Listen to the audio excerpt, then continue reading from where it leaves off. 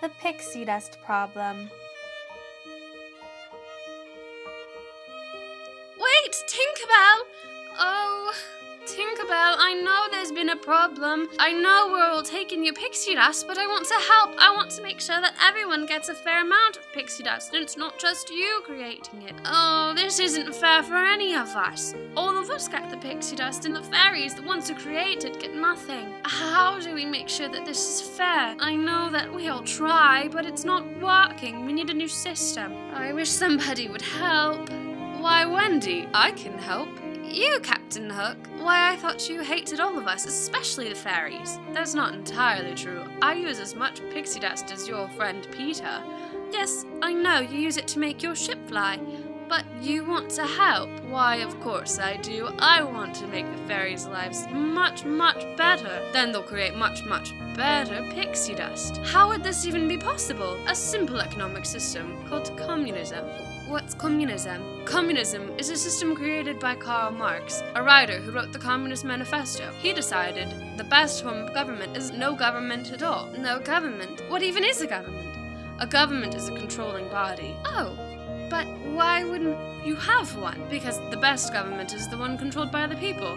They get to decide how much they need. Oh, well that seems wonderful, but how does the Communist Manifesto make any sense when it comes to pixie dust? Well, if the government controls all of the means of production for the pixie dust, then all of the fairies and all of the people and pirates will get the fair amount, and nobody will be left short-handed. Oh, that seems wonderful! How does it work? Everything is controlled by the government. It's fairly simple, Wendy. You really have to just look at it. Well, what are some of the good points? Well, everyone is equal. No manufacturer is better than the other, and overall unemployment rates decrease. In bourgeois society, capital is independent and has individuality, while the living person is independent and has no individuality. And capital is dead labor, which, vampire-like, lives only by sucking living labor, and lives the more labor it sucks. But there's no room for personal improvement. Wages are set by the government, and the valuable feedback they provide is lost, and the overall value of life goes down. oh dear, that doesn't seem to be nearly as good as I thought it was. See, Wendy, not everything is perfect, especially not communism. Well, I understand, Peter, but how can we make it any better? What's a better alternative? Capitalism. What? Capitalism. It's another economic system, but much different from communism. Oh, well, how does it work? The government is barely involved at all. It is simply the invisible guiding hand. It sets some regulations, but leaves everything up to the people and the companies manufacturing things. There's no surplus, and there's no extra. You mean shortage? Yeah, shortage. That seems very interesting, Peter, but how does it work? Let me tell you. In capitalism, firms have an incentive to cut costs and avoid waste while consistently innovating and ensuring that resources are distributed according to customer preference. It is not by augmenting the capital of the country, but by rendering a greater part of that capital active and productive than would otherwise be so that the most judicious operations of banking can increase the industry of the country.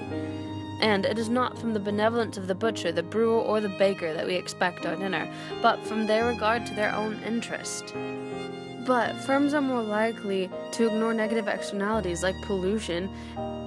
Wealth is often inherited rather than earned, and diminishing marginal utility of wealth keeps capitalism down. See here, capitalism has complete market control and nearly no government control, while communism has complete government control and nearly no market control. It's really up to you which is better, Wendy.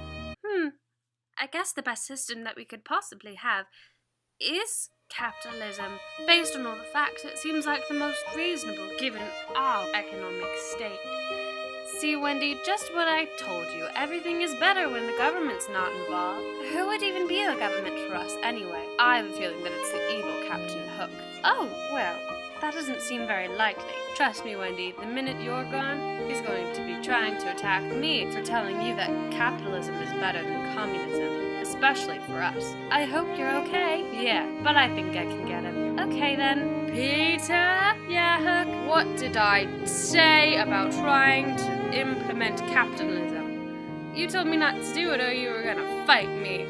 I dare you, old man. There's nothing you can do, or I'll call Crocodile. Please, I'm not afraid of that stupid croc. Oh no. Oh no. Tink, did you have that clock again? Thanks, Peter. No problem, Tink. I guess it's capitalism for Neverland.